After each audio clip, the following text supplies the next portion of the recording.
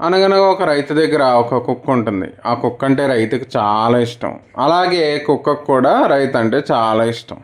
ఇది ఇలా ఉండగా ఒకరోజు రైతు పొలం నుంచి వస్తూ ఉండగా ఒక బాతు గాయపడి ఉండడం చూస్తాడనమాట.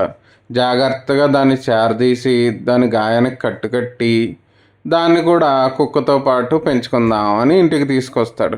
కానీ అది చూసిన కుక్క చాలా ఈర్ష్యపడుతుంది. కాబట్టి దానికి లేనిపోని మాటలు చెప్తూ రైతుకి ఒక కొడుకున్నాడు. ఆ కొడుక్కి బాతు మాంసం అంటే చాలా ఇష్టం. అందుకే నిన్ను తీసుకొచ్చాడు. నిన్ను బాగా మేపి ఆ కొడుక్కి నిన్ను మాంసం చేసి కూర వండేస్తాడు అని చెప్తుంది. అది విన్న బాతు చాలా భయపడిపోయి రాత్రికి రాత్రే అక్కడి నుంచి పారిపోతుందన్నమాట. పాపం బాతు కనపడకపోయేటప్పటికి రైతు చాలా బాధపడతాడు. విషయం తెలియక రైతు మామూలుగా రోజులాగా మళ్ళీ పొలం వెళ్తాడనమాట. మళ్ళీ పొలం దగ్గర బాతు కనిపిస్తుంది. అదేంటి ఏమైంది, ఎందుకు పారిపోయావు అని అడుగుతాడు రైతు. దానికి బాతు జరిగిందంతా చెప్తుంది.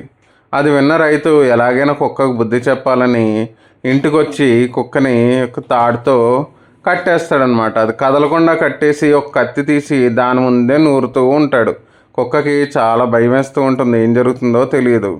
అలా భయపడుతూ ఉన్న కుక్కని చూసిన రైతు ఇంకా భయపెట్టాలని చెప్పి నేను నాకు కడుపు నొప్పిగా ఉందని డాక్టర్ గారికి ఫోన్ చేస్తే కుక్క రక్తం రాసుకోమన్నాడు. నా దగ్గర నువ్వు తప్ప వేరే కుక్క లేదు కదా, అందుకే నీ రక్తం రాసుకుందామని నిన్ను కోస్తాను అంటాడనమాట. కుక్క ఇంకా భయపడిపోతూ ఉంటుంది.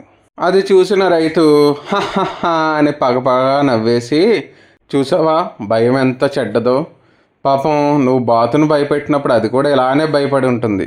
నీకు ఆ బాధ తెలియాలనే ఇలా చేశాను. నువ్వు నాకు ఇష్టమే, అలాగే బాతు కూడా ఇష్టమే. బాతు ఏమో చేపలను పడుతుంది, నువ్వేమో ఇంటికి కాపలా కాస్తావు. నాకు ఇద్దరు కావాలి, నేను ఇద్దరిని బాగా చూసుకుంటాను. ఒకళ్ళని ఎక్కువ ఒకళ్ళని తక్కువ చేసి ఎప్పుడూ చూడను అని రెండింటిని ప్రేమగా దగ్గరికి తీసుకుంటాడు. కథ కంచికి మనం ఇంటికి.